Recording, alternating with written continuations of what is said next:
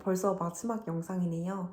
이번에는 WVC TC 클래스에 관해서 좀 설명을 드리려고 해요. 지난 강의 때 설명드리긴 했지만 조금 더 교체적으로 설명드리면 TEC는 이제 Teaching English to Children 이라는 코스고요. 이미 영어 교육 또는 관련 교육 산업에 종사하고 있는 교사에게 더 넓고 전문적인 이제 스펙트럼을 좀 알려드리기 위해서 만들어진 교육 과정이라고 생각하시면 됩니다. 특히 영유아 초등 영어 교육, 기초에 좀 특화된 영어 교육 자격증으로 인정받아서 어린이를 대상으로 수업하는 이제 강사들에게 굉장히 유용한 강의라고 생각해 주시면 될 것 같아요. 그래서 이 과정에 대해서 유닛 1부터 마지막까지 좀 설명을 드릴 건데요.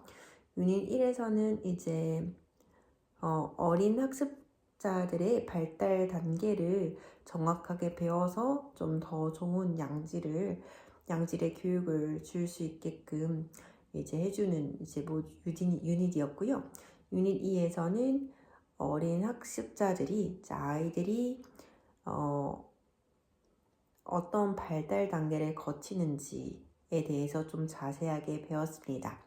유닛 3에서는 인간이 우리가 딱 태어나서 첫 번째 언어를 어떻게 배우는지, 그리고 두 번째 언어를 습득할 때는 어떤 부분이 동일하고 어떤 부분이 좀 상이한지를 자세히 배웠고요. 그리고 약간 이제 바이링구얼에 대해서도 좀 자세하게 배우는 단원이었어요. 그리고 유닛 4에서는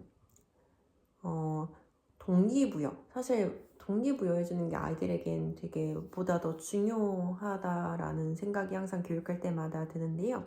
이제 이런 동기부여 역할들과 학습자들이 이제 받아들이는 감정이 어떤지에 대해서 좀 배우게 되었고, 그래서 조금 더 이제 사람들에게 구체적으로 특히 아이들에게 어떻게 알려주면 좋을지에 대한 생각이 정립되는데 좋았고요.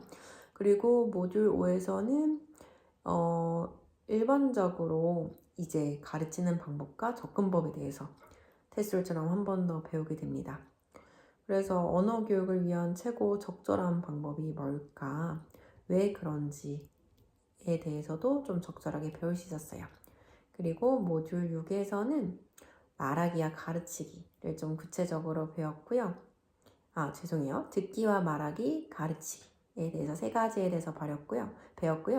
듣기가 왜 중요한지, 그리고 듣기를 가르칠 때 중요한 원칙에 대해서 배웠는데, 저는 항상 이제 언어를 수업할 때 가장 중요한 건 듣기라고 생각을 하고, 이 교수법에서도 그렇게 나와 있었고요. 그리고 유닛 7에서는 읽기와 쓰기를 어떻게 가르쳐야 되는지에 대해서 배웠어요. 그래서 이제 사실은 읽기는 좀 과제로 많이 되는 편이거든요. 왜냐면 이제 시간이 한정적이기 때문에 읽기를 수업 때 하기엔 조금 그래요. 그래서 효과적으로 읽기를 어떻게 과제로 낼 수 있을지, 그리고 쓰기가 뭐고 쓰기를 왜 배우는지, 그리고 쓰기를 과제로 어떻게 내는지도 좀 잘 배울 수 있었어요. 그리고 유닛 8에서는 단어와 문법을 어떻게 가르치는지에 대해서 배웠어요. 그리고 좀 효과적인 가르침에 대한 테크닉도 이제 알려주셨고, 그리고 문법과 어휘가 어떻게 같이 작용하는지 좀 자세히 배울 수 있었습니다. 테술과 같이 서머리와 Q&A는 항상 시험에 나올 수 있다는 거 인지해 주시면 좋을 것 같고요. 그리고 모듈 9는 이제 발음을 어떻게 가르칠지에 대해서 배웠어요. 그래서 교육 방법과 이제 배움에 있어서 또 놀이의 중요한 역할에 대해서 배웠어요. 생각해보면 제가 어릴 때도 놀이 위주로 많이 배웠던 것 같은데, 그게 다 이렇게 교수법에서 나왔던 거라는 걸 한 번 더 알게 되었던 것 같습니다. 유닛 10에서는 학습 스타일과 전략은 무엇인지, 어떻게 효과적일 수 있을지에 대해서 공부해보는 단원이었어요. 어떤 기술들이 좀 효과적으로, 전략적으로 이제 공부에 소개될 수 있는지 배울 수 있었습니다. 그래서 뭐 학습 스타일이 어떻게 다른지에 대해서 좀 구체적으로 배울 수 있어서 좀 새로웠던 것 같습니다.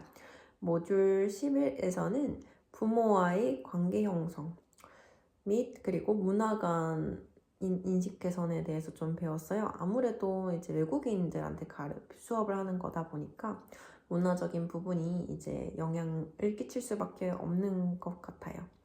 그 다음에 12번은 효과적인 교실 관리에 대한 이해에 대해서 배웠어요. 아무래도 이제 어른들도 그렇지만 아이들 같은 경우는 아직 미성숙하고 미성년이기 때문에 커가는 과정이다 보니까 이제 분위기에 좀 좌우될 수 있는데요. 어떻게 하면 교사가 긍정적인 교실 분위기를 좀 만들 수 있는지에 대해서도 배웠고, 무엇이 필요하고 무엇이 효과가 있는지에 대해서 좀 자세히 배웠어요.